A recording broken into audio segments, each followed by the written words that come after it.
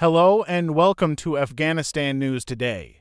Today is Saturday, the 7th of December 2024. Oxford University hosts conference on women's rights violations in Afghanistan under interim government rule.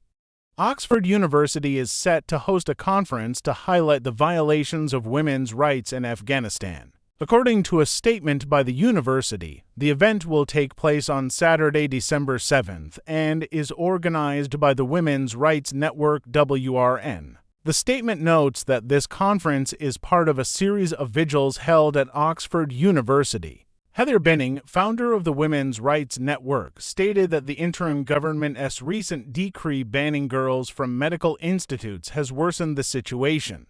The network has called on the UK government to break its silence on the violations of women's rights under interim government rule and to support prosecuting the group at the International Criminal Court (ICC). This comes as several countries, including Chile, Spain, Mexico, France, Luxembourg, and Costa Rica, have referred cases of Afghan women's rights violations to the ICC. In recent days, numerous countries and human rights organizations have called for the interim government to be prosecuted in the International Criminal Court. In another report from Afghanistan News Today, from the Council of Salvation to the Assembly of Salvation, can former leaders' solutions work for Afghanistan? A group of prominent political figures opposing the interim government has formed a new political coalition aimed at navigating Afghanistan out of its current crisis. The coalition consists of leaders from Afghanistan's major political parties, many of whom are now exiled and scattered across different countries.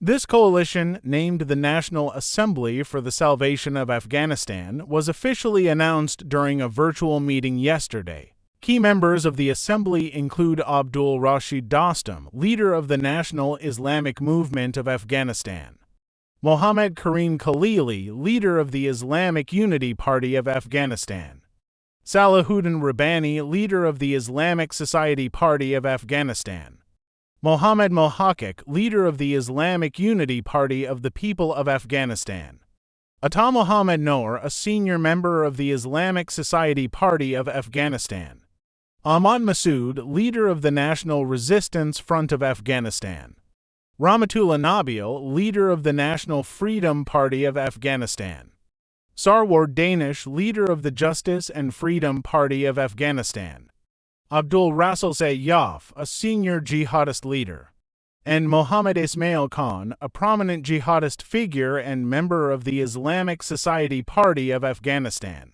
Most of these leaders were previously part of the High Council of National Resistance for the Salvation of Afghanistan, which was established following the interim government's return to power. The future of the High Council, with the formation of this new political coalition, it remains unclear what will happen to the High Council of National Resistance for the Salvation of Afghanistan.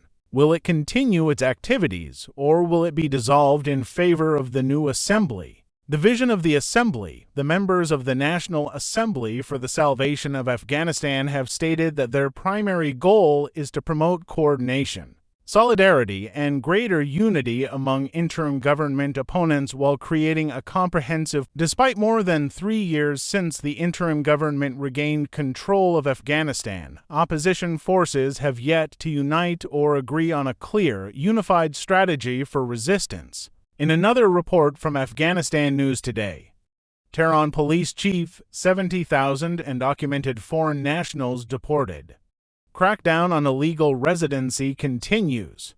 Tehran's police chief announced that 70,000 undocumented foreign nationals have been deported as part of an ongoing operation to address illegal residency in the city. Speaking about the issue, General Abbas Ali Mohammadian stated, "To date, 70,000 individuals have been deported, and a similar number have voluntarily left Iran after requesting exit permits." He further added that daily 700 to 800 undocumented individuals are detained in Tehran, with a total of 170,000 people apprehended so far. However, the number confirmed as undocumented is slightly lower. General Mohammadian explained that law enforcement's actions have encouraged many without proper employment or documentation to leave the country voluntarily. The police have deported 70,000 individuals and nearly the same number left because they recognized the active enforcement efforts. He highlighted that the reduction in undocumented individuals in public places such as Freedom Square and recreational areas reflects the effectiveness of ongoing operations. The police chief emphasized that the campaign to collect and deport undocumented residents will continue as planned, with a target of deporting 2 million individuals nationwide by the end of the year, per directives from the National Police Command.